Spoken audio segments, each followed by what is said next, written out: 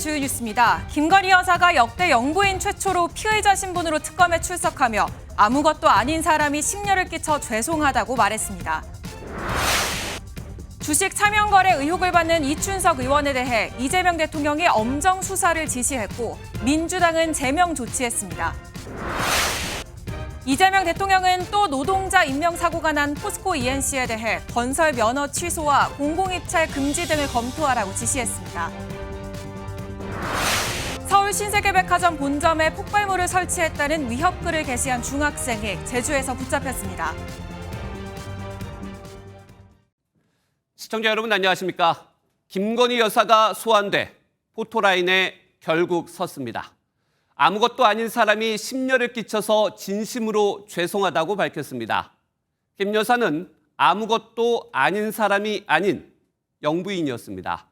과거 대선 전에도 허위 학력과 관련해 사과하고 그림자 내조를 약속한 바 있습니다. 그 약속이 지켜지지 않아 특검에서 오늘 7시간여 동안 조사를 받았습니다. 현직과 전직 포함 사상 첫 영부인의 공개 소환 조사. 먼저 손성민 기자가 보도합니다. 검은 정장 차림의 김건희 여사가 굳은 표정으로 차량에서 내립니다. 시선을 줄곧 바닥에 둔 채 변호인들과 함께 50여 미터를 걸어 건물 안으로 들어갑니다. 오늘 오전 10시 10분쯤 김 여사가 민중기 특별검사팀의 피의자 신분으로 출석했습니다. 전 대통령 배우자가 피의자 신분으로 공개 소환된 건 헌정사상 처음입니다. 취재진 앞에선 김 여사는 고개를 숙였습니다. 국민 여러분께 저같이 아무것도 아닌 사람이 이렇게 심려를 끼쳐서 진심으로 죄송합니다. 수사 잘 받고 나오겠습니다. 하지만 본인이 연루된 의혹들과 관련한 취재진 질문에는 묵묵부답이었습니다.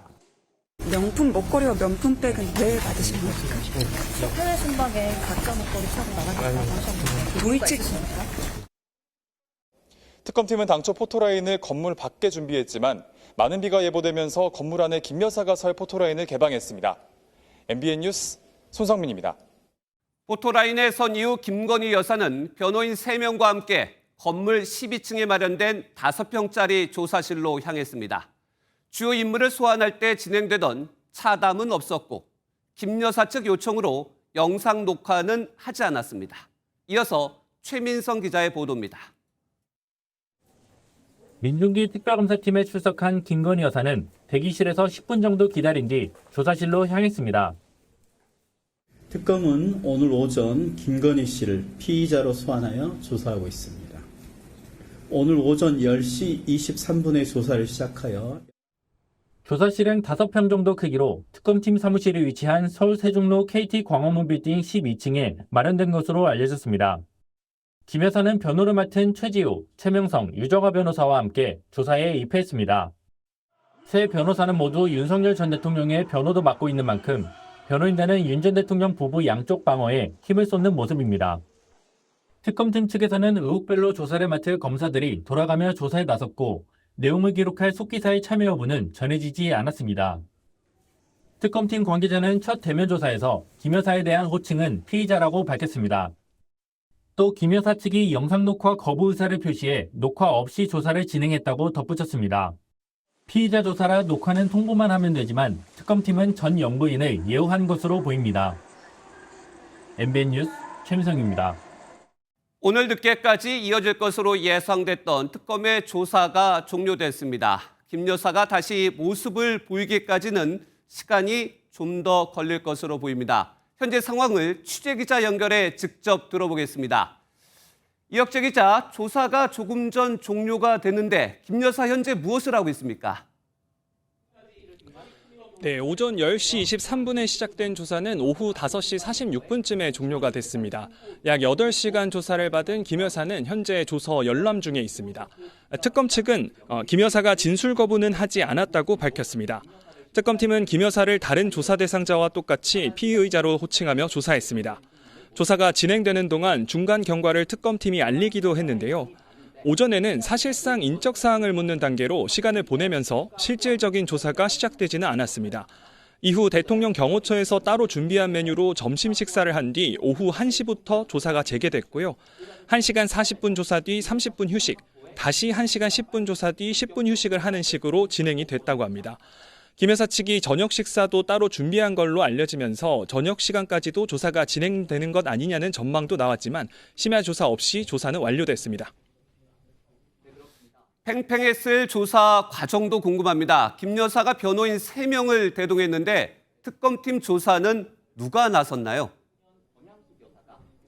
네, 각자 사건 수사를 담당했던 부장 검사들이 돌아가며 조사를 진행했던 걸로 파악이 됐습니다.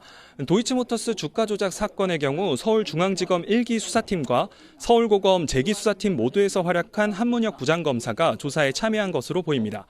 공천 개입 의혹 사건 관련해서는 명태균 게이트 수사를 이어왔던 인훈 부장검사가 조사에 들어간 것으로 전해집니다.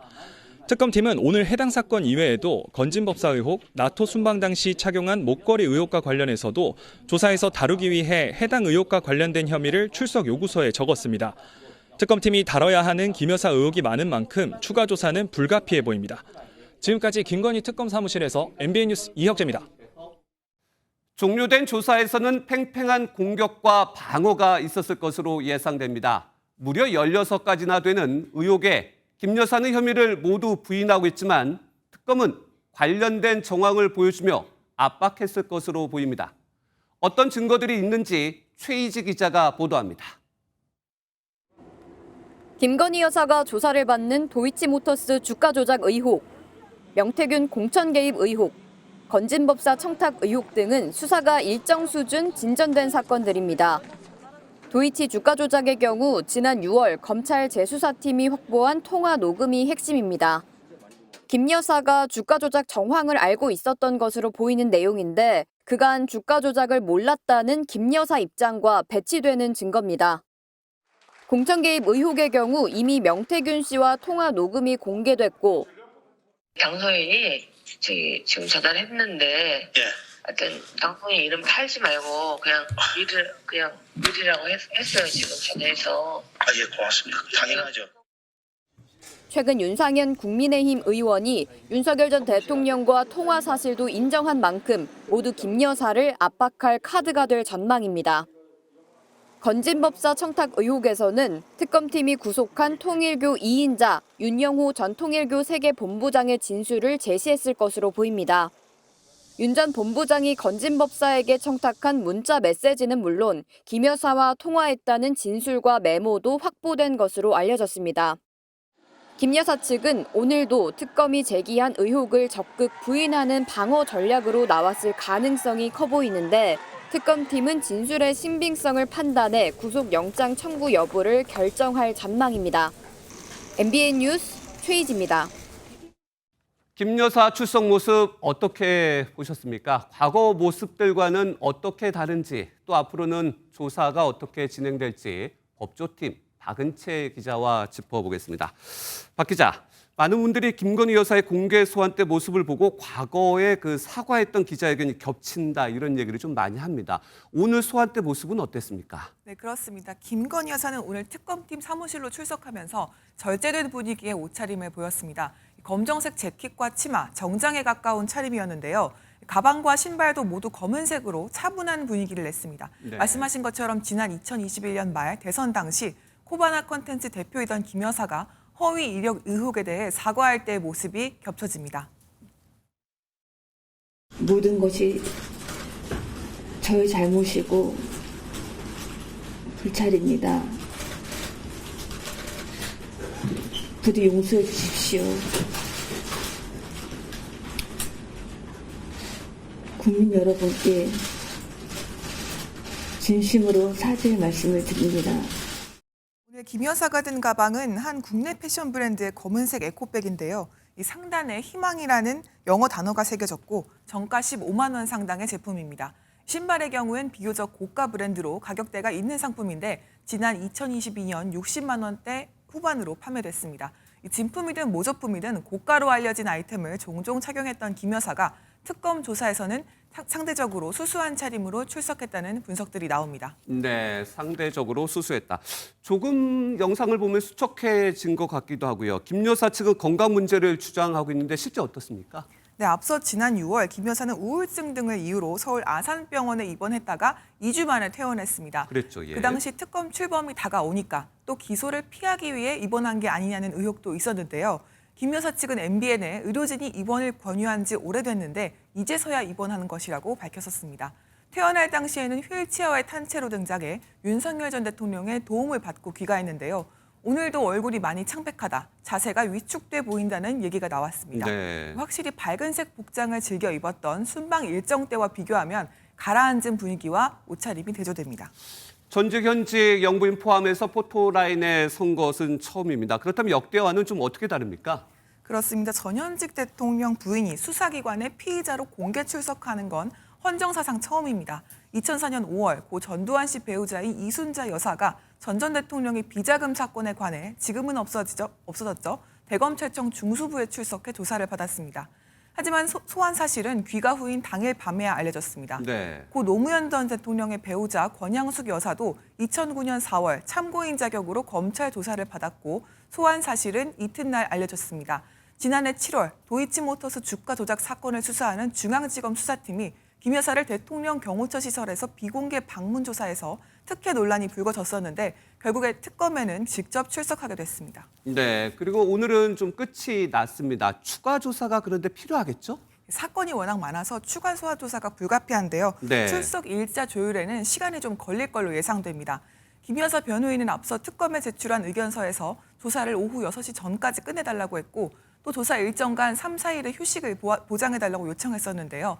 하지만 특검 측은 별도 협의는 불필요하다며 통지된 일자에 출석하는 걸로 충분하다는 뜻을 전달했다고 밝힌 바 있습니다. 네, 그리고 구속된 윤석열 전 대통령의 입장도 궁금한데 좀 나온 게 있습니까? 네, 저희 취재진이 윤석열 전 대통령 측 입장을 물었더니 네. 드릴 말씀이 없다, 아하. 입장이 없습니다와 같은 답이 돌아왔습니다. 윤석열 전 대통령 측도 특검과 소환조사 일정을 논의 중인 만큼 말을 아끼는 걸로도 보이는데요. 네. 내일로 윤 전 대통령에 대한 체포영장 기한이 끝나는데 특검팀은 윤 전 대통령 측의 변호인 선임계를 제출받은 만큼 강제 조치보단 소환 일자 조율과 방식 조율에 무게를 두고 있습니다. 네. 특검 측은 혹시 논의가 제대로 이루어지지 않아 강제 집행에 나설 경우 따로 알리겠다고도 밝혔습니다. 예, 내일은 윤 전 대통령에 대한 물리력 영장 집행 가능성 벌어질지도 좀 지켜보겠습니다. 지금까지 법조팀 박은채 기자였습니다. 이춘석 의원에 대한 차명 거래 의혹 후폭풍이 거셉니다. 휴가 중인 이재명 대통령이 직접 엄정한 수사를 지시했습니다. 민주당은 제명에 나섰지만 국민의힘은 의원직 박탈을 촉구했습니다. 먼저 이교욱 기자의 보도입니다. 보좌진 명의로 주식을 차명 거래했다는 의혹을 받는 이춘석 의원에 대해 이재명 대통령이 강한 메시지를 냈습니다.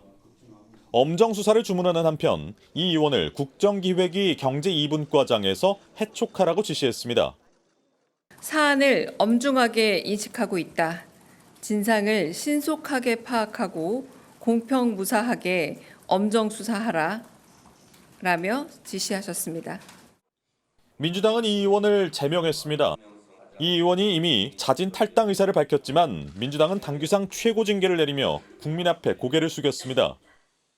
당 대표로서 무거운 책임감을 느끼고 추후에 이런 일이 발생하지 않도록 당 소속 국회의원들의 기강을 확실하게 잡도록 하겠습니다. 국민의힘은 민주당이 사태의 심각성에 동의한다면 당직만 잠시 박탈하는 위장 제명이 아니라 의원직 박탈 절차에 협조하라고 촉구했습니다. 단순한 개인 일탈이 아닙니다. 이재명 정권의 자본시장 윤리와 공정성 전반에 대한 심각한 의문을 제기하는 사안입니다. 의원직 제명에는 재적의원 3분의 2 이상의 동의가 필요한데 김병기 민주당 원내대표는 심각하게 보고 있다는 말로 가능성을 열어뒀습니다. MBN 뉴스 이교욱입니다. 이춘석 의원에 대한 수사도 속도를 내고 있습니다. 현재 금융실명법 위반 혐의로 입건된 이 의원에 대해 서울경찰청이 직접 수사에 착수했습니다. 자본시장법이나 공직자윤리법 등 추가 혐의 적용 가능성도 있습니다. 이어서 이승민 기자가 전해드립니다. 지난 4일 찍힌 이춘석 의원의 휴대전화 주식 매매창에는 차모 씨의 이름이 쓰여 있습니다. 시민단체 등의 고발이 이어졌고 경찰은 곧바로 이 의원을 금융실명법 위반 혐의로 입건했습니다. 부정한 목적으로 차명 거래를 할 경우 5년 이하의 징역이나 5천만 원 이하의 벌금에 처할 수 있습니다. 이 의원은 지난해 10월 국정감사장에서도 주식 화면을 보고 있었다는 의혹이 제기됐는데 이 의원은 작년 2차례 재산 신고에서 보유한 주식이 없다고 신고했습니다. 고위 공직자가 보유한 주식이나 부동산 등 자산을 의무적으로 신고하도록 한 공직자윤리법 위반 소지가 있는 대목입니다. 금융실명법을 위반했고 또 국회의원으로서 공직자 재산 등록을 회피했기 때문에 공직자윤리법도 위반했습니다. 이 의원이 보유한 주식은 지난 5일 종가 기준 9,700만 원 상당인데 모두 AI 관련 종목으로 알려졌습니다. 여당 4선 중진이자 국정기획위원회에서 AI 정책을 담당하는 경제 2분과장을 맡았던 이 의원이 미공개 정보를 이용한 주식 매매를 했을 경우 자본시장법 위반 가능성도 제기됩니다. 경찰은 사건을 서울청 광역수사단에 배당하고 이 의원에게 명의를 빌려준 차 씨도 방조 혐의로 입건했습니다. MBN 뉴스 이승민입니다. 그런데 이춘석 의원은 지난달 AI 관련 연구를 지원하는 법안도 발의한 것으로 MBN 취재 결과 확인됐습니다. 이 의원은 당시 국정기획위원회에서 활동했는데 이 법안은 국정기획이 1호 법안으로 알려지기도 했습니다. 조희로 기자의 단독 보도입니다. 이춘석 의원은 이재명 정부의 인수위 역할을 하는 국정기획위에서 AI 등 과학기술 분야를 담당했습니다. 이 의원이 국정기획위에서 일하면서 발의한 법안 역시 AI 산업과 밀접한 관련이 있습니다. AI 연구의 정부 예산 지원을 의무화하는 법안입니다. 법안에는 정부 지출의 5% 이상을 과학기술 분야 연구개발에 투자하도록 하는 내용을 담고 있습니다. 구체적인 예산안에 대해서는 저희가 지금 검토를 하고 있기 때문에 여기서 밝힐 수 있는 액수는 없는 거고요. 인재 양성을 포함해서 다양한 방법, 다양한 범위까지도 저희 논의 대상으로 삼아서 법안이 통과되면 예산 등 정부의 각종 지원이 확대되는 만큼 학계는 물론 관련 업계에 호재로 작용할 수 있습니다. 주식거래 의혹에 이어 관련 법안까지 발의한 사실이 확인되면서 이해충돌 논란이 커지고 있습니다. 내부자 거래를 혹시 했을지 모르는 혹은 정보를 취득하고 이를 자신의 이익 창출을 위해서 활용했을지 모를 그 의혹의 진상규명을 위해서 이 의원은 미공개 주식 정보 활용이나 차명 주식 거래를 금지하는 법안도 여러 건 낸 것으로 확인됐습니다. MBN 뉴스 조희로입니다. 이춘석 의원의 차명 주식 거래 의혹, 그야말로 일파만파 커지고 있습니다. 국회팀 이병주 기자와 좀 더 이야기 나눠보겠습니다.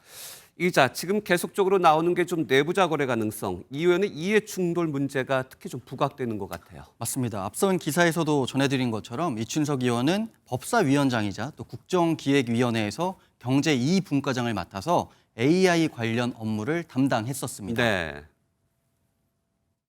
AI가 주로 다루는 부서가 국가과학기술정보통신부이기 때문에 저희 경제 제2분과에 해당됩니다. 네, 그런데 이 의원의 거래 가능성이 있는 주식들을 살펴보면요, 모두 AI와 연관성이 있습니다. 네. 지난 4일 이 의원 휴대전화 주식 거래창에 포착된 종목들은 네이버와 LG CNS 또 카카오페이로 모두 AI 관련주들인데요. 각각 150주와 420주, 537주를 보유해서 평가액으로 1억 원 상당이었습니다. 그런데 그 거래하는 날, 그 찍힌 날, 그날이 바로 4일이었는데 실제로 이날 정부에서 AI 관련 주요 발표도 있었어요. 맞습니다. 이날 정부에서 독자 인공지능 기초 모형을 개발할 이른바 국가대표 AI 기업 5곳을 발표했습니다. 네이버와 LG CNS는 관련 종목으로 볼 수 있고요. 카카오페이는 스테이블 코인 법제화와 밀접하게 관련이 있습니다. 국정기획위에서의 이 의원의 담당 업무, 또 법사위원장 업무와 직간접적으로 연관이 있다라고 볼 수밖에 없습니다. 그런데 좀 더 궁금한 건 그렇다고 해서 국회의원이 주식 거래를 하면 되는 거냐 안 되는 거냐 그건 어떻습니까? 결론부터 말씀드리면 여러 제약이 있지만 불가능한 건 아닙니다. 네. 간략하게 요약하면 3천만 원 이하의 주식은 재산 신고 대상에는 해당하지만 보유나 거래 가능하고요. 3천만 원을 초과하면 직무 관련성을 심사받아서 매각 또는 백지 신탁의 의무가 생기기도 합니다.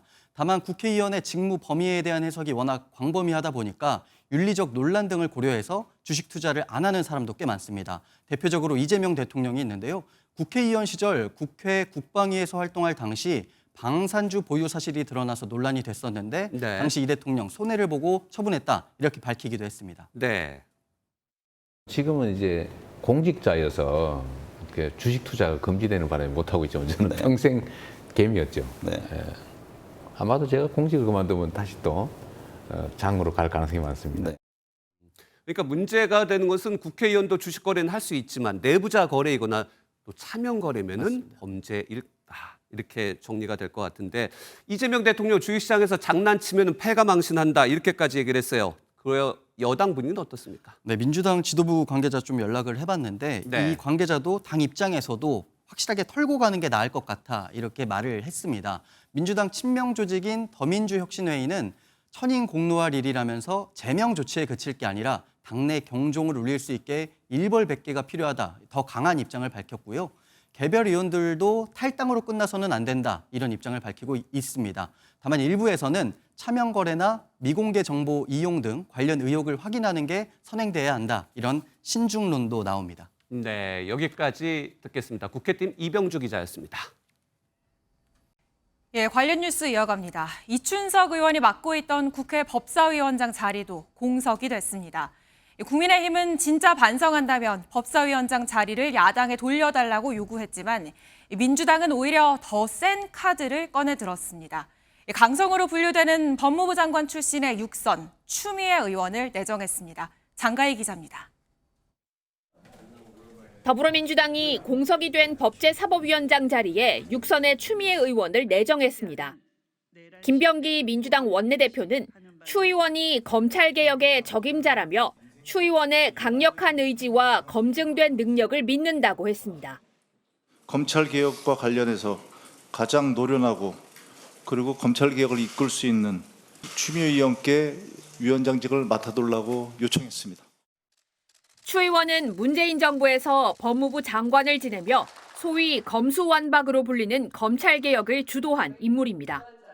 여당의 이 같은 결정에 야당은 강력히 반발하며 법사위원장직 반환을 요구했습니다. 진정한 반성과 책임은 국회의장과 법사위원장 독식의 폐단을 깨닫고 법사위원장직을 원내 2당에 돌려놓는 데서부터 시작해야 할 것입니다. 나경원 국민의힘 의원도 민주당이 독재국가의 최전선을 구축하려 한다며 국민과의 전쟁 선포를 묵과할 수 없다고 반발했습니다. 국민의힘의 반발에도 민주당은 21일로 예정된 다음 국회 본회의에서 법사위원장 선출을 마무리할 계획이어서 당분간 여야 신경전은 계속될 것으로 보입니다. MBN 뉴스 장가입니다. 휴가 중인 이재명 대통령이 지시를 내린 게 또 있습니다. 이딴 산재 사고를 낸 건설업체 포스코 ENC에 대해서도 면밀한 조사를 지시했는데요. 불과 며칠 전 공개 경고를 받고도 또 인재 사고가 나자 이번엔 건설 면허 취소에 입찰 금지까지 거론했습니다. 표선우 기자입니다. 그제부터 여름 휴가에 돌입한 이재명 대통령이 휴가 중 첫 긴급 지시를 내렸습니다. 대상은 올해만 5번의 산업재해 사고가 발생한 포스코 ENC입니다. 이 대통령은 포스코 ENC의 매뉴얼 준수 여부와 예방 가능한 사고는 아니었는지 면밀히 조사하라고 지시했습니다. 면허 취소, 입찰 금지까지 언급하며 정부 차원의 강한 대응 방침도 시사했습니다. 건설 면허 취소, 공공 입찰 금지 등 법률상 가능한 방안을 모두 찾아서 보고할 것을 지시하셨습니다. 징벌 배상제 등 가능한 추가 제재 방안을 검토하여 보고할 것을. 앞서 이 대통령은 지난 국무회의에서 포스코 ENC를 콕 집어 거론하며 미필적 고의살인이라고 질타한 바 있습니다. 이 예상할 수 있는 일들 방어하지 않고 사고가 나는 것은 결국 죽음을 용인하는 거죠. 아주 심하게 얘기하면 법률적 용어로 미필적 고의에 의한 살인 아닙니까? 질타 반나절 만에 포스코 ENC는 대표까지 나서 사과했지만 사과 엿새 만인 그제 감전으로 근로자가 의식불명에 빠지는 사고가 발생하자 이 대통령이 직접 나선 것으로 보입니다. 포스코 ENC는 책임을 통감한다며 사의를 표명한 정의민 전 사장의 사표를 수리하고 신임 사장으로 안전 전문가를 내정했습니다. 하지만 이 대통령이 산재 근절에 강한 의지를 보여왔던 만큼 추가 제재는 불가피해 보입니다. MBN 뉴스 표선우입니다. 광복절을 앞두고 정치권의 시선은 8.15 특별 사면에 쏠려 있는 듯합니다. 여권에선 조국 전 대표의 사면을 두고 말이 많았는데 문재인 전 대통령도 조 전 대표의 사면이 필요하다는 입장을 대통령실에 전한 것으로 확인됐습니다. 보도에 서남빛 기자입니다. 어제 우상호 대통령실 정무수석은 광복절에 있을 국민임명식 초청장 전달을 위해 평산마을을 찾아가 문재인 전 대통령을 만났습니다. 문 전 대통령은 이 자리에서 조 전 대표에 대한 광복절 특별 사면을 건의한 것으로 확인됐습니다. 대통령실 핵심 관계자는 문 전 대통령이 조국 전 민정수석에 대한 사면이 필요하지 않으냐는 의사를 표시했다고 전했습니다. 조 전 대표는 지난해 12월 대법원에서 자녀 입시 비리와 청와대 감찰 무마 혐의 등으로 징역 2년형이 확정돼 복역 중입니다. 만기 출소일은 내년 12월 15일입니다. 앞서 시민사회와 종교계에서도 사회 통합을 이유로 조 전 대표에 대한 사면을 대통령실에 요구했는데 문 전 대통령의 관련 언급이 나온 건 이번이 처음입니다. 의견 수렴 단계고 아직 최종적 검토 내지는 결정은 이르지 않은 것으로 알고 있습니다. 정치인 사면은 대통령 고유 권한으로 최종 판단은 대통령에 달려 있습니다. 법무부는 내일 사면심사위원회를 열어 사면 대상자를 논의합니다. 조 전 대표 등 사면 여부에 대한 최종 결론은 이르면 12일 국무회의 때 나올 걸로 전망됩니다. MBN 뉴스 서남빛입니다. 이달 중 열릴 것으로 보이는 한미 정상회담에서는 안보 의제가 핵심 이슈가 될 전망인데요. 미국 국방부 차관이 주한미군의 역할 변경을 염두에 둔 듯한 글을 SNS에 올렸습니다. 한국이 북한군 방어에 주력하면 미군은 중국 견제에 중점을 두겠다는 뜻으로도 해석할 수 있는 내용입니다. 김세희 기자의 보도입니다. 엘브리지 콜비 미 국방부 정책 차관이 자신의 SNS에 올린 글입니다. 한국이 대북 방어에서 더 주도적인 역할을 맡으려는 의지와 국방 지출에서 롤모델이 됐다고 설명합니다. 지난달 31일 이뤄진 한미 국방장관 간 통화에 대한 평가로 작성된 글이지만 미국이 원하는 한미 동맹의 미래 방향이 담겼다는 평가입니다. 특히 대북 견제에 있어서 한국군이 더 많은 역할과 비용을 맡는 대신 주한미군은 대중국 억제에 더 많은 역량을 투입하자는 취지로도 읽을 수 있습니다. 실제로 콜비 차관은 과거부터 대북 억제에 있어 미국은 해구산만 제공하고 재래식 전력은 한국이 맡아야 한다는 주장을 해왔습니다. 단순히 동맹의 조정이 아닌 동맹 변환이다. 한국이 할 수 있는 것과 할 수 없는 것들을 얘기해서 그 양쪽의 위협을 줄이기 위한 그런 구체적인 노력으로 가이드라인을 만들 필요가 있습니다. 동맹 현대화에 대한 미국의 구체적인 구상은 이르면 이달 발표될 수 있는 국방 전략에 담길 전망입니다. 다만 이달 중 한미 정상회담이 예정된 만큼 양 정상이 큰 틀에서 합의를 도출한 뒤 당국자 간 실무 논의를 통해 동맹 현대화 방향을 구체화할 것으로 보입니다. MBN 뉴스 김세희입니다. 서부지법 난입 사태 배후를 수사 중인 경찰이 사랑제일교회와 전광훈 목사에 대한 강제 수사에 착수했죠. MBN 취재 결과 경찰은 사랑제일교회가 서부지법 사태 피고인들에게 영치금을 송금한 배경에 대해서도 수사 중인 것으로 확인됐습니다. 전 목사가 개입해 교회 재정에 피해를 입힌 건 아닌지 배임 혐의를 들여다보고 있습니다. 안정모 기자의 단독 보도입니다. 지난 1월 서울 서부지법 난동 사태로 현재까지 128명이 재판에 넘겨져 81명이 1심 선고를 받았습니다. 해당 피고인들에 대해 전광훈 사랑제일교회 목사는 구치소에서 쓸 수 있는 영치금을 송금했다고 공개적으로 밝혔습니다. 깜빵을 가보면요, 영치금을 안 넣어주면요 사람이 굉장히 힘들어요. 윤영보를 비롯해 전체 다 영치금을, 그것도 내가 넣어준 게 아니라 우리 교회 재정부에서. 그런데 MBN 취재 결과 경찰이 영치금 송금과 관련해 전 목사를 배임 혐의로 수사 중인 것으로 확인됐습니다. 전 목사의 지시로 영치금을 보냈는지, 이로 인해 교회 재정에 피해가 간 것은 아닌지 확인해 보겠다는 겁니다. 경찰은 이미 교회의 자금 흐름도 살펴보고 있는 것으로 전해졌습니다. 사랑제일교회 측은 MBN과의 통화에서 지난 2월부터 피고인 60여 명에게 영치금으로 매달 30만 원씩 보내고 있다고 밝혔습니다. 다만 전 목사는 개입한 사실이 없다며 범보수단체의 요청에 따라 교회가 당회를 연 뒤 영치금 송금을 결정했다고 설명했습니다. 경찰은 조만간 전 목사를 소환해 영치금이 송금된 경위를 물을 방침입니다. MBN 뉴스 안정모입니다. 어제 서울 신세계 백화점 본점에 폭탄을 설치했다는 글이 올라와 4천 명이 급하게 대피하는 소동이 벌어졌죠. 제주도에서 그 협박범이 잡혔는데 중학교 1학년 학생이었습니다. 사람들 반응이 궁금해 이런 글을 올렸다고 합니다. 황재헌 기자가 보도합니다. 횡단보도로 쇼핑객과 직원들이 뛰어가고 백화점 주변은 순식간에 사람들로 가득 찼습니다. 앞쪽으로 계속 이동해 주세요.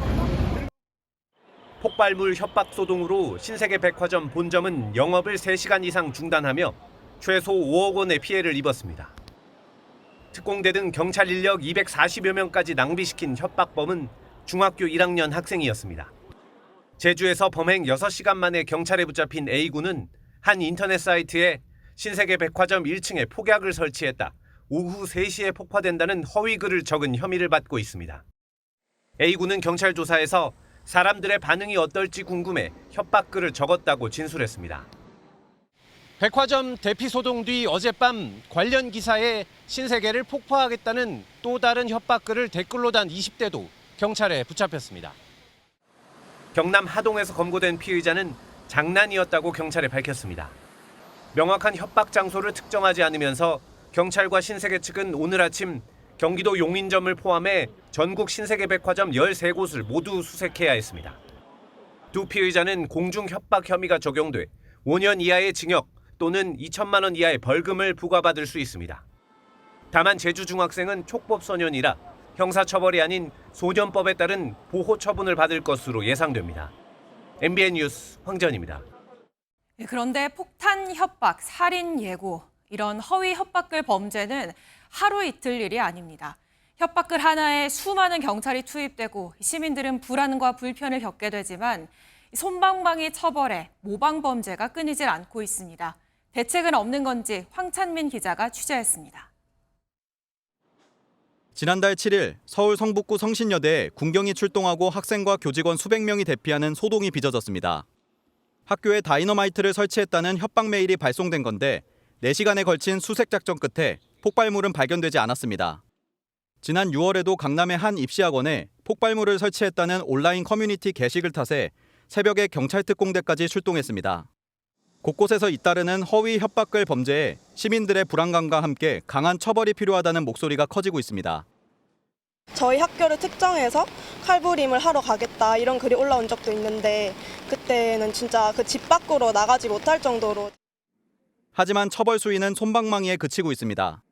앞서 인천 부평과 서울 대림역 살인 예고글 작성자들과 한티어 칼부림 예고범 모두 징역형 집행유예 선고에 그쳤습니다.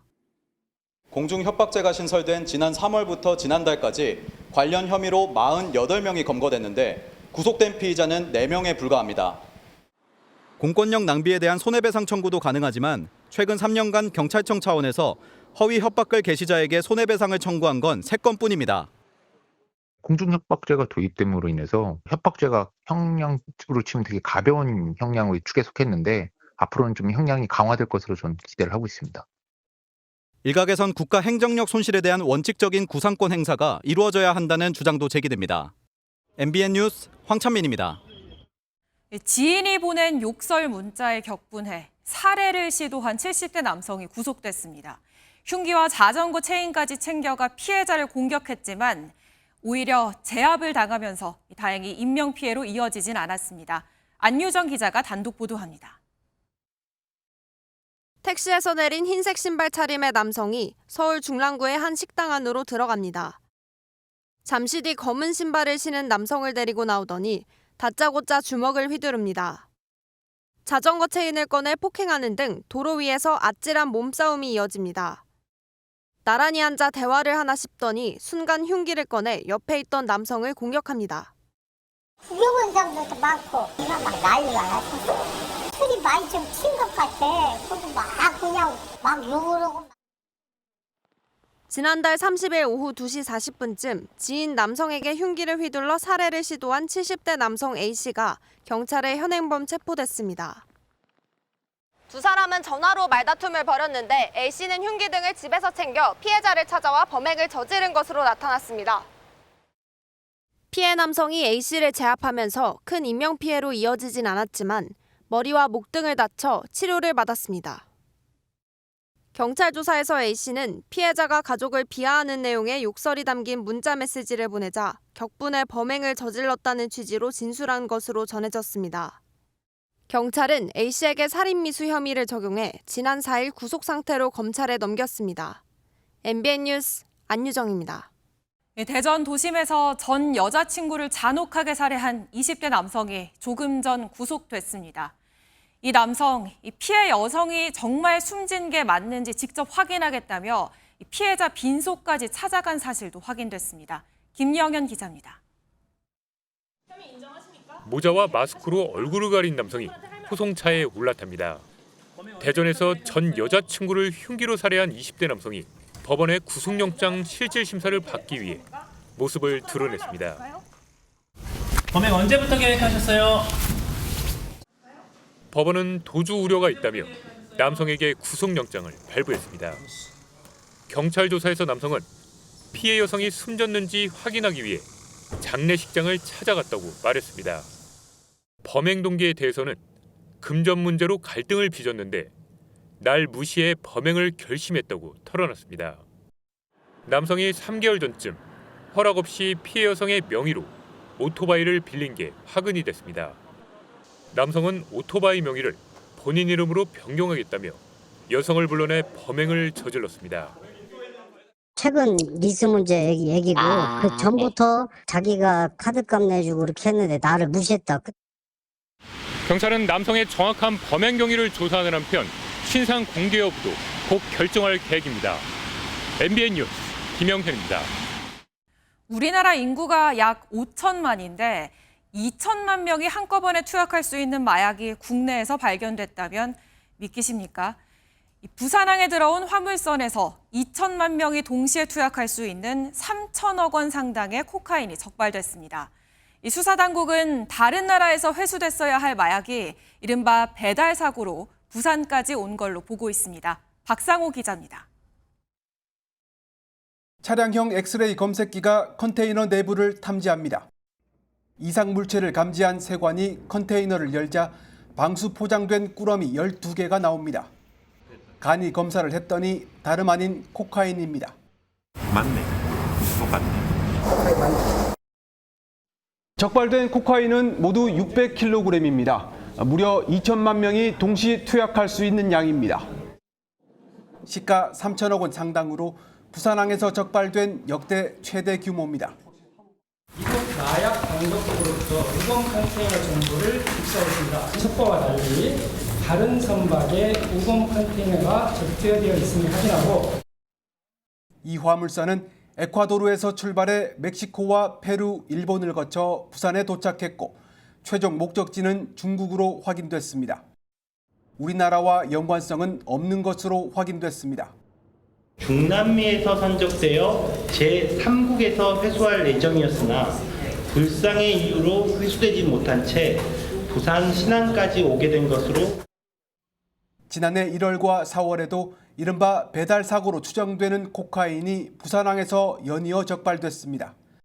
검찰은 수사 자료는 미국 마약 단속국에 넘기고 압수한 코카인은 전량 폐기합니다. MBN 뉴스 박상호입니다.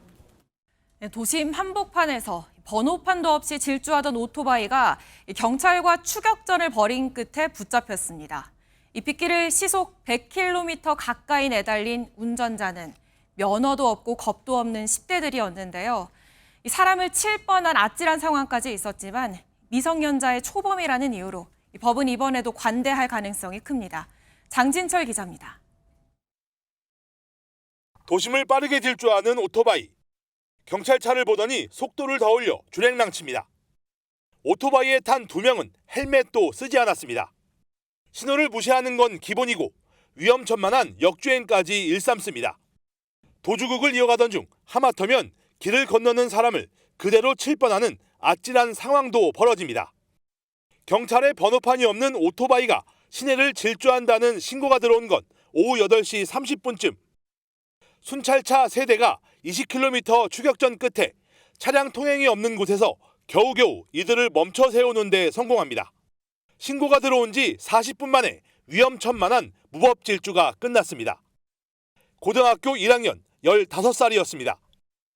면허시험 볼 자격도 안 되는 청소년입니다.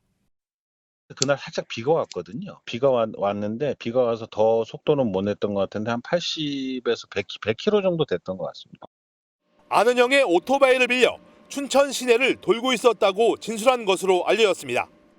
경찰은 난폭운전과 무면허 운전 등 도로교통법 위반 혐의로 운전자를 입건해 조사하고 있습니다. 또 번호판 없는 오토바이 주인 아는 형에게는 과태료 처분이 내려질 예정입니다. MBN 뉴스 장진철입니다. 남부지방에서 관측사상 가장 많은 시간당 강수량을 기록한 데 이어 중부지방에서도 폭우가 쏟아졌습니다. 비구름이 빠르게 남하하면서 오늘 밤부터는 남부지방에 또다시 물폭탄이 예보돼 있는데요. 이런 징검다리 폭우는 주말까지 이어집니다. 김민수 기자가 전해드립니다. 북한산 국립공원 송추계곡 출입로가 통제됐습니다.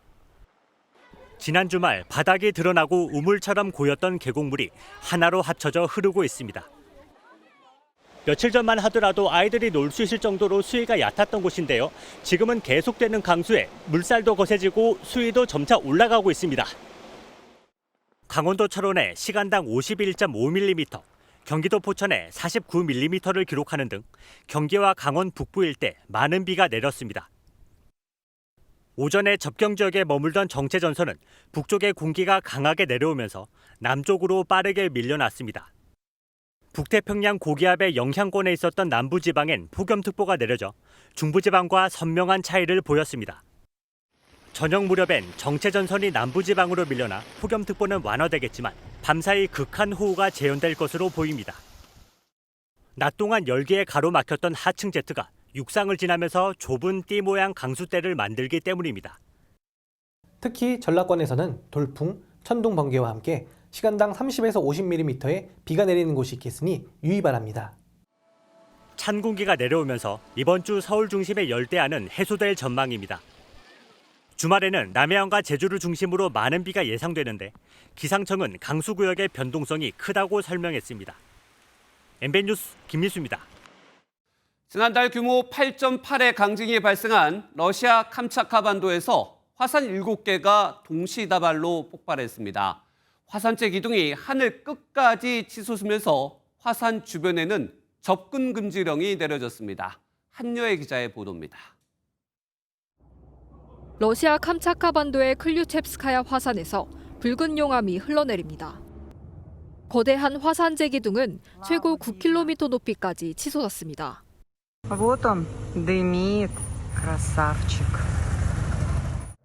지난달 30일 발생한 규모 8.8의 강진 여파로 러시아 극동 캄차카 반도의 화산 7개가 동시다발적으로 분화했습니다. 강진은 600년 동안 잠자던 크라셰닌니코프 화산도 깨웠습니다.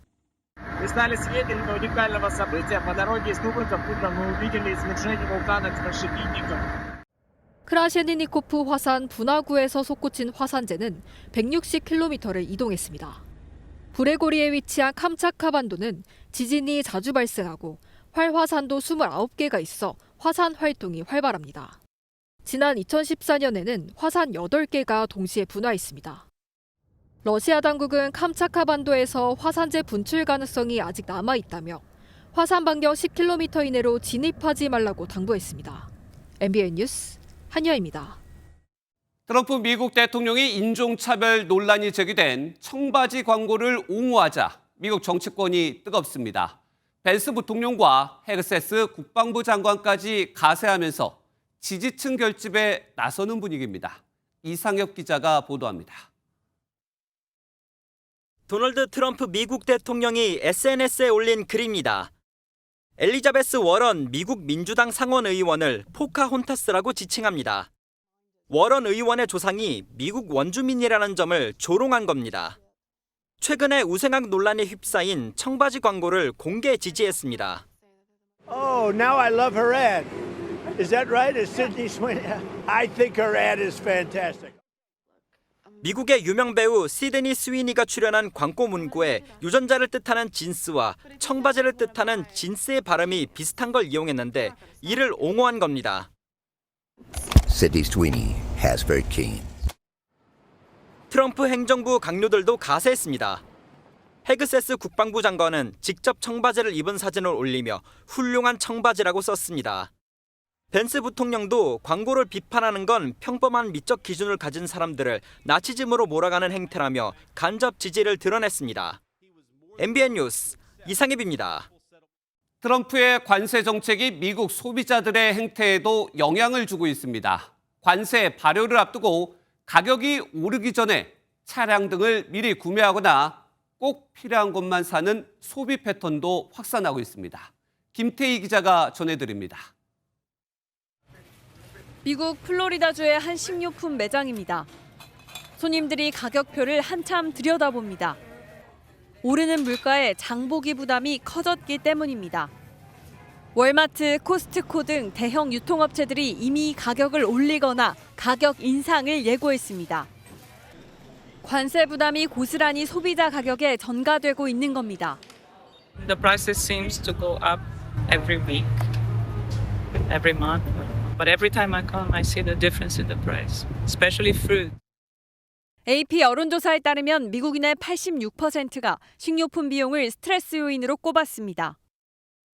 관세 스트레스는 소비 행태까지 바꿔놓고 있습니다.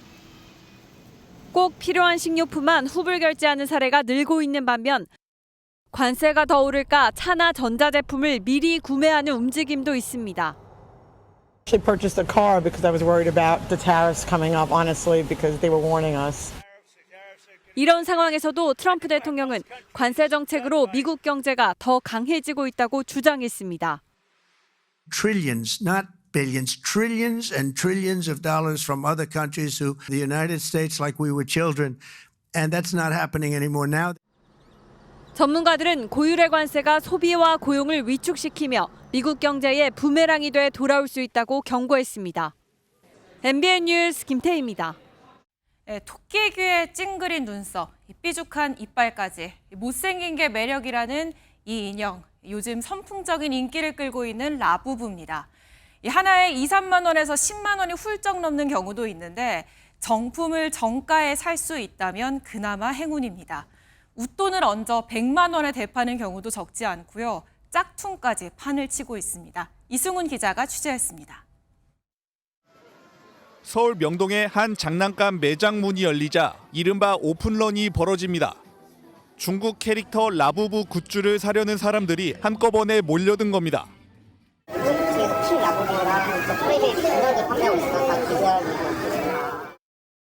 온라인몰에서도 전량 매진될 정도로 인기인데 주근깨의 뾰족한 이빨을 가진 털북숭이 캐릭터에 중국은 물론 국내에서도 열광하고 있습니다.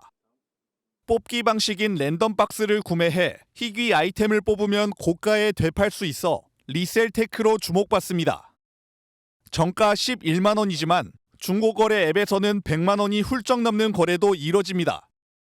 상황이 이렇다 보니 가품도 기승을 부려 실제 명동시장의 편집숍에선 이른바 짝퉁을 쉽게 찾아볼 수 있었습니다. 유명 연예인들도 어렵사리 제품을 구매해 SNS에 인증하고 있는데 이영지와 보아 등은 이런 짝퉁에 속아 피해를 입었습니다. QR 족발 밑에 정품 긁는 게 있다 했는데 없고요. 카드 없고요. 키링이 이 라부부랑 색깔이 똑같아야 되는데. 이에 관세청은 최근 2달간 집중 단속을 벌여 지난달 말 군사당을 통해 들여오던 라부부 굿즈 등 총 7천여 점을 압수했습니다. 인형뿐만 아니라 이제 피규어나 열쇠고리, 휴대폰, 케이스 등 다양한 품목에서 적발되었고요. 육안으로는 이제 정품하고 가품이 구분하기가 매우 어려울 정도로 정교하게 관세 당국은 위조 의심 품목의 통관 검사를 강화하는 한편 적발품은 즉시 폐기 조치할 예정이라고 밝혔습니다. MBN 뉴스 이승훈입니다.